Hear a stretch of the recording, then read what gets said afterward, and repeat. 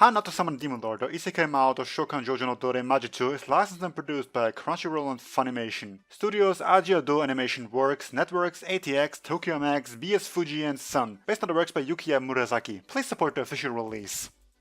Hello there YouTube, Jack here with more How Not to Summon a Demon Lord, episode 8. And last time, while we had Mr. Incest Nichan once again show that he is truly and absolutely an asshole that is to be detested, and will soon get his face punched in by a great hero, the Demon Lord Diablo, because we have to really establish that he is the hero. I know that you can't really see this anime as a parody to Overlord, but see, this is exactly a big difference between the show and Overlord, which I don't think I need to point out. Obviously, there are big differences, but Overlord gives really no impression that Ainz is the hero. Okay, it actually does, season 1, but when you listen to what he is saying, then you know he's not the hero of the story, and it becomes all the more clear throughout the later seasons. So he isn't going around saving the pure and pitiful maidens from their cruel fate, but rather he is the one putting them in their cruel fate. Anyway, yeah, so this is what's gonna happen this episode. It's my prediction that we already established that the thing that Incest Nichan summoned is the big evil monster that cannot be defeated, that you have to run away in fear. All the while he's maniacally laughing his ass off about his supreme power. And it's gonna go down in one hit or something like that. Maybe not one, but I assume like he's attacking, Diablo just blocks it like a boss. Then everybody's like, followed by Diablo either fast or slowly dismantling this uber awesome trump card summon that you've got there.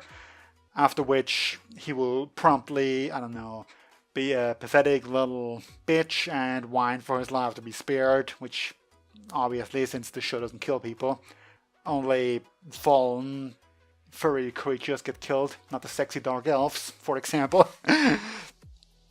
So yeah, such is my prediction for this episode.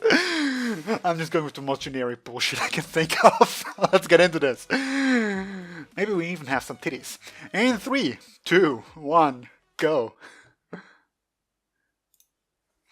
Oh yeah, was it a Hydra or a Chimera? I think it was a Hydra, right? Man, he even gets off to his thing.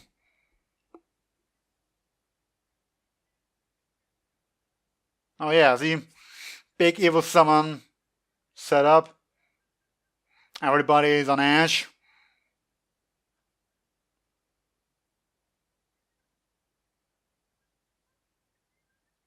Also, I feel, well, I know this is a different version for some reason. Neat. But if this... okay, I'm sorry, I just had to laugh at that face. It is kind of intimidating, though. I'll stick with it that it's not a real threat, but still. I'm worried about the subs since I might have to show more, which could potentially be a problem because copyright. By the way, I have no idea what the word Asakura means. This is an uncensored version, for what it's worth, but I don't think Asakura means uncensored, does it? Because the source I download from has absolutely no consistent naming, so which makes it really great in my download folder. I have episode 8 and 10 up there and 9 and 11 down there, because 8 and 10 are called Asakura and 9 and 10 are called uncensored. There's a Japanese restaurant called Asakura. Yeah, I have no idea. If someone knows, please tell me if it even means anything.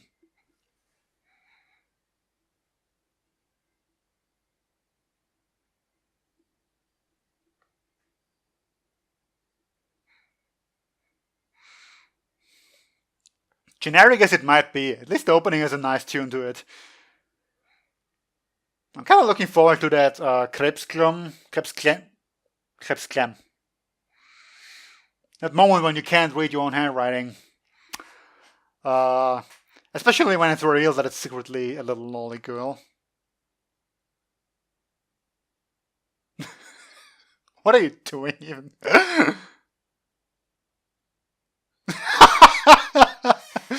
I love these intro moments. It's not even intro, you know what I mean. These. Wow, this thing has the power to destroy the world, and you are hiding in the woods.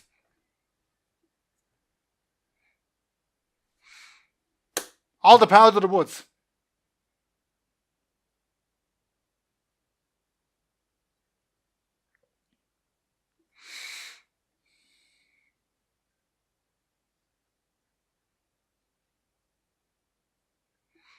Who's to say that they are even were planned elements to begin with?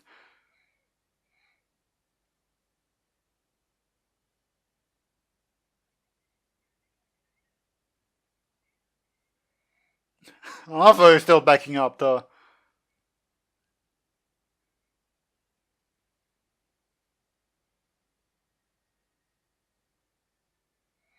Oh. I mean, looks like it can handle some attacks, and do you seriously not know what a Hydra is?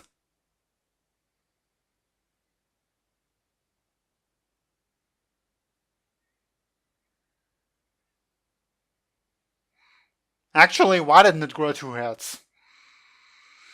So, I guess I was off. Surprisingly enough. I mean, for now at least. I actually still am confident in how this is going to end overall.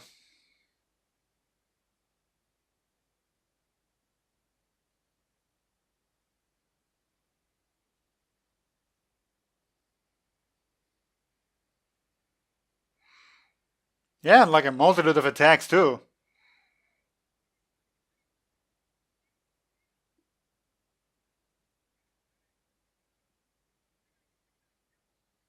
Yes, very much a possibility that you should consider. So is he gonna get squished by the tail now? Man, this thing has just amazing aim, doesn't it?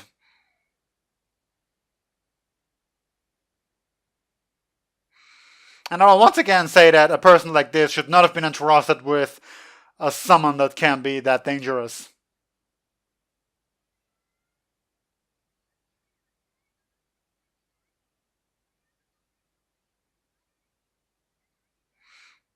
Well, that's convenient.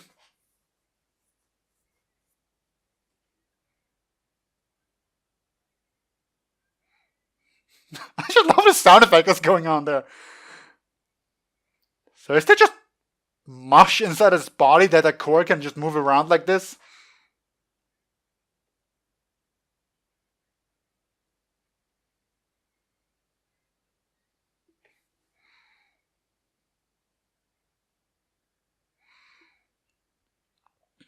So just hit the whole thing hard enough to also destroy the core.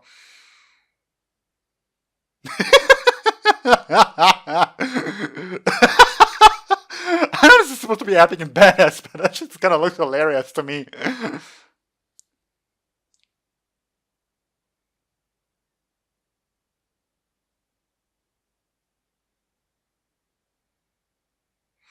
Nice puzzle. That somehow didn't hit you even though we were below it.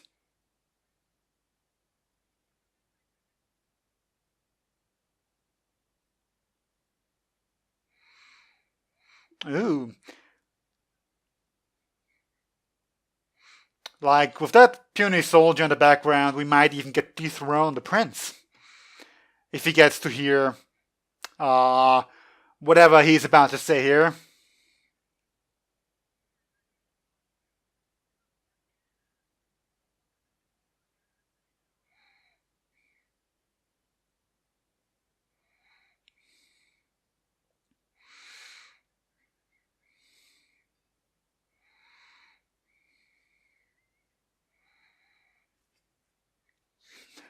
Yeah, we can't steal Megumin's line.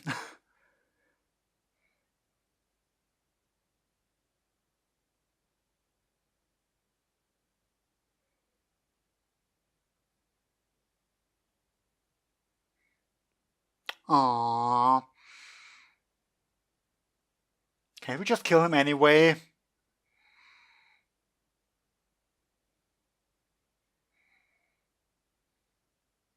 I mean, the last guy got killed off, even if it wasn't done by Diablo.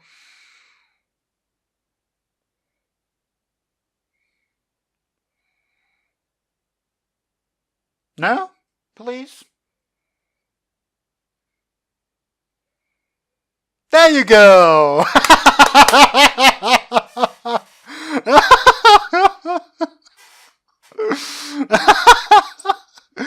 This is surprisingly brutal.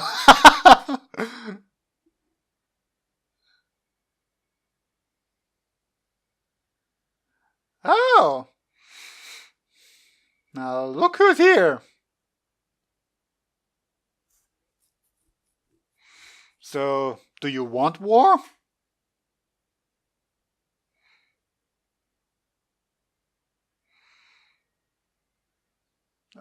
Honestly, what gave you the idea that this was gonna work out?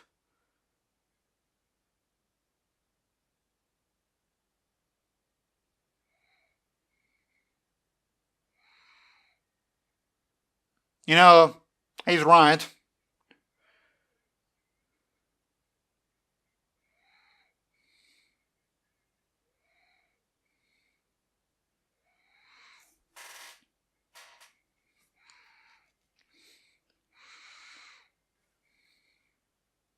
Apparently.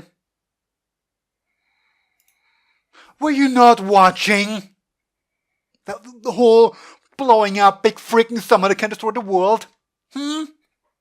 Okay. So that's pretty neat.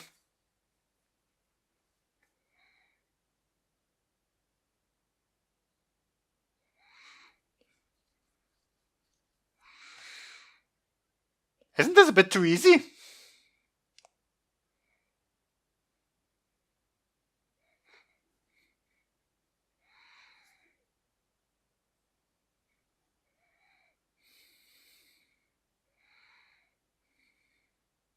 Well, that guy didn't.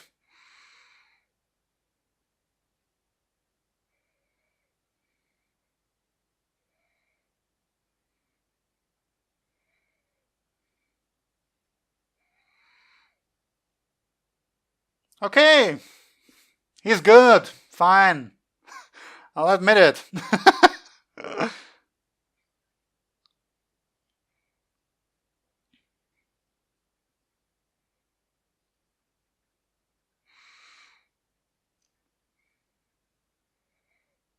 Well, at least we're finally putting up a challenge here.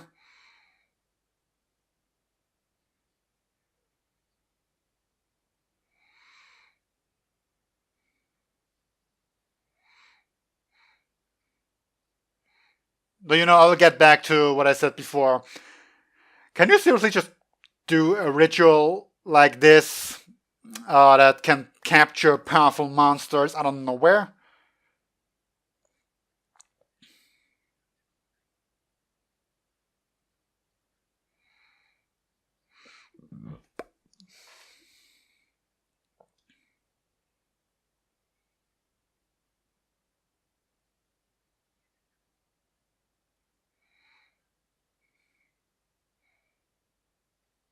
At least this time he didn't have to fondle any boobs for it.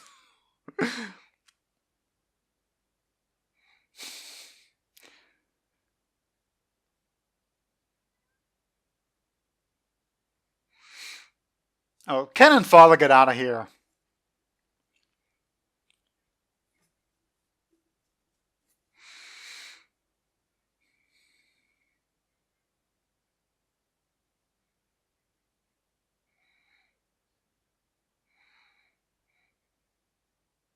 You know, I know he's supposed to be kind of the bad guy here, but for the most part, I agree with him. I mean, at least as far as the elves are concerned, you have a mad prince who just invaded your country. like that.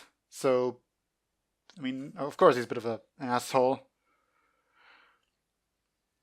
when he is just going after Shadow like this, but still.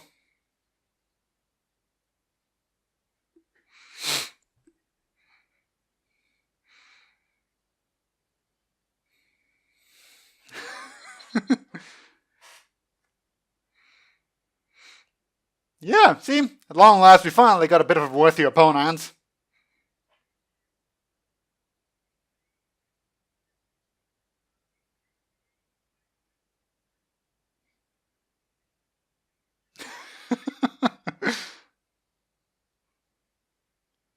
Nice surprise attack.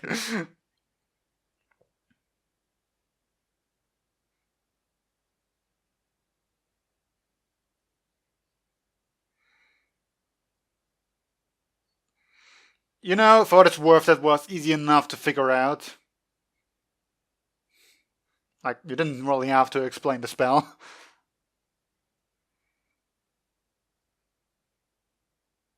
Have you faced better opponents yet?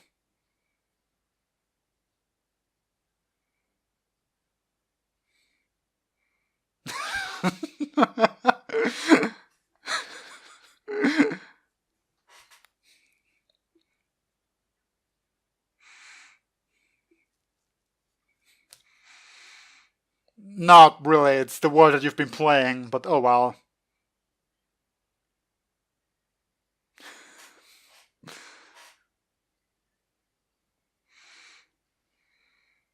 But still, this is fun. To finally have some opponent who isn't just, I don't know, laughing like a madman while being secretly cannon fodder.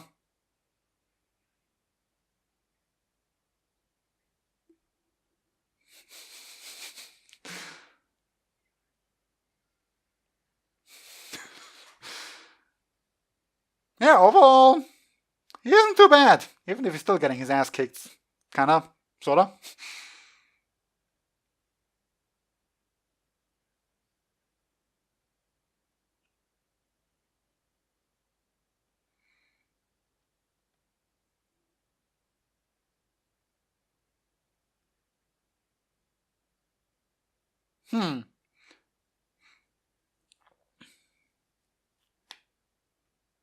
So he is significantly high leveled, huh?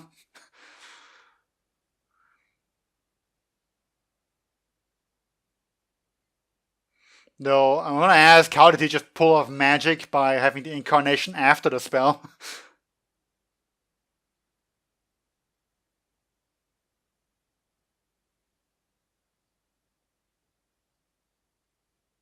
Okay, intimidate him then.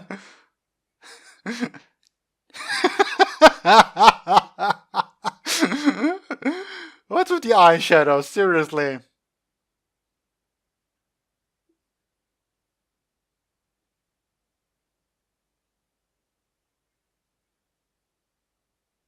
Hmm.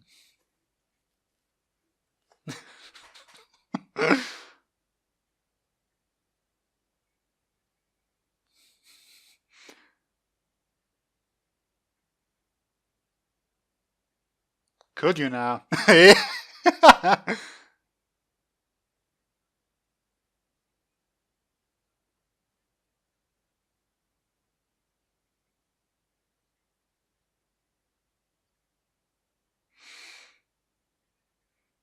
I'll say again though, you know, the other people invaded.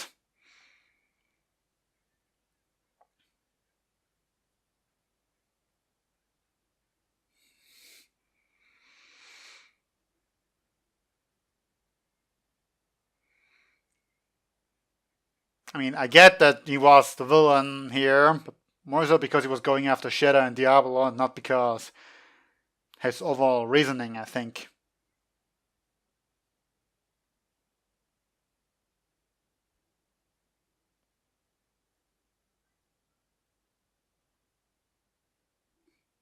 Hmm? Oh, how kind of you. Yeah, the monster were made in the boob trance.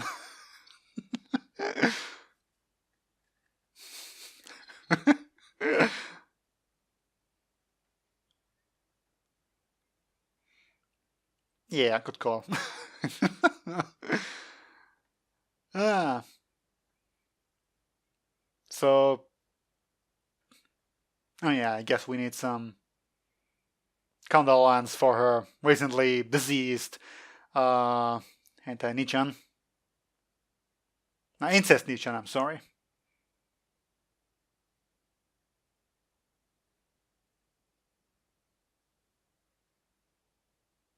Yeah, he really did. And he was really not the kind of person who you would want into a position of power anyway.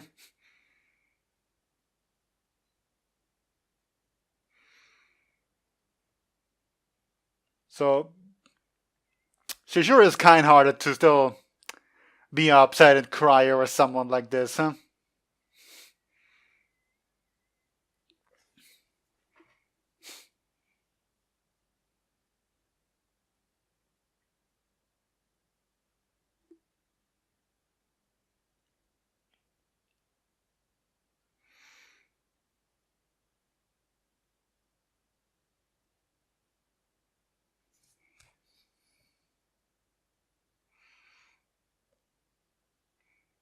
Of course, we can't spend actual time on the potential emotional trauma of going through such an experience and then losing your brother with very confusing feelings.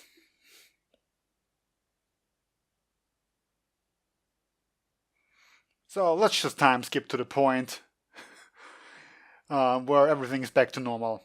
Status quo is key, after all.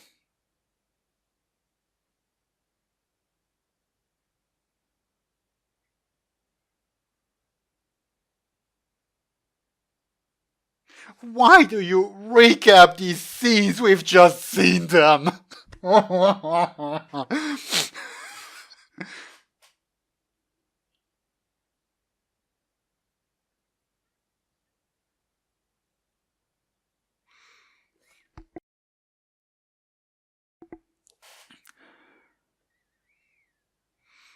think he would more appreciate money.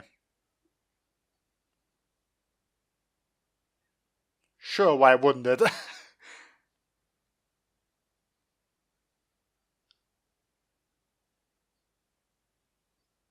Sure, why not? Oh, well, that didn't look like something you would drink in a mug.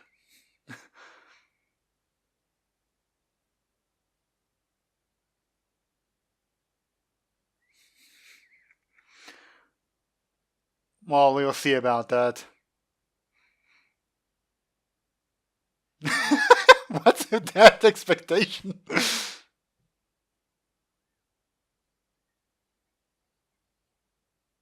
We'll see about that. Nope, not at all.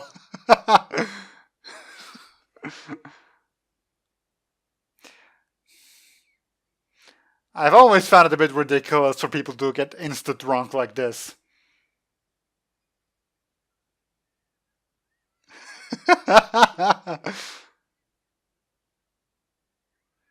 Not much of a pillow effect, though, right?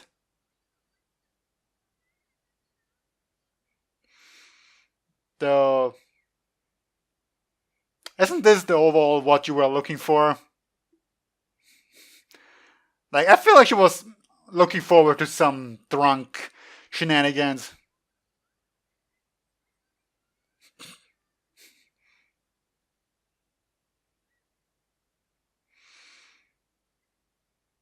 I do get the feeling he won't remember any of it, though.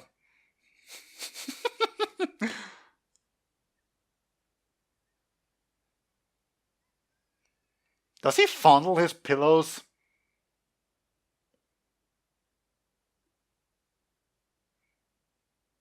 Because, pillows don't usually have an opening there.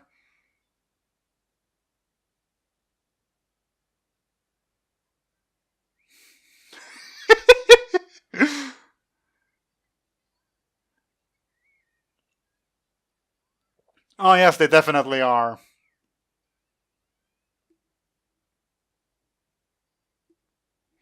Well, I guess we have to pan out the ending somehow.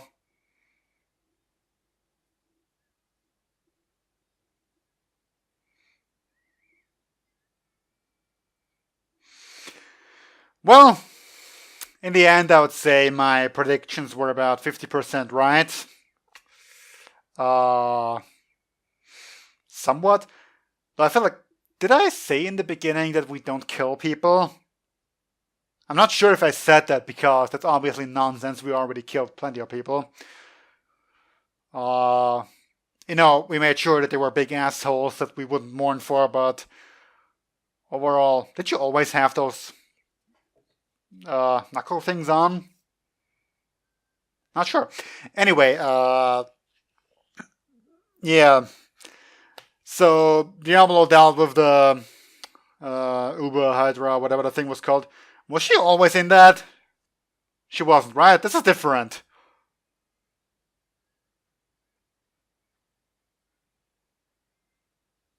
Was she? No, the dark elf person, Elgard was usually there instead of her. So I guess the what are they called? Those knuckle things. God damn it. Were added too. Why do you even bother with a different ending? And if so, why do you put the ending after we've already seen Ilgard? Like, you clearly revealed her before she showed up in the actual anime, and then you switch to a character who was introduced in episode 1. Doesn't really make much sense to me. Anyway, so that was an unexpected fight with the landlord there. Not that I'm complaining, honestly. It was pretty neat. But yeah, I should have said this. It's still a cheesy by the numbers anime. I really can't put this in any better way. Just as I've said during the episode itself, like losing her brother, going through the whole mind control, sexual assault, and all of that is a huge psychological strain on persons that could take a long time to deal with, and could be very well used for building her character and developing their relationships, or we could time skip back to status quo. You know, the easy way out in a show like this. Other than, of course, her added affection for Diablo, as if that wasn't already a thing, but now he's even more the savior. In that sort of sense. Yeah, okay, look, I'm not expecting mastery and story writing from this show, so it's fine, it really is. Anyway, yeah, not much else to say, but you say you awarded the war, which is fine, but you still killed the prince. I don't know if he was a crown prince, but given that he had this uber powerful summon, I guess he was pretty high up in the hierarchy, so it would make sense for him to be the crown prince, and you just kind of decapitated him. Grant, why do I always get hiccups after recordings? I don't know. Like, okay, he was, I think, in enemy territory.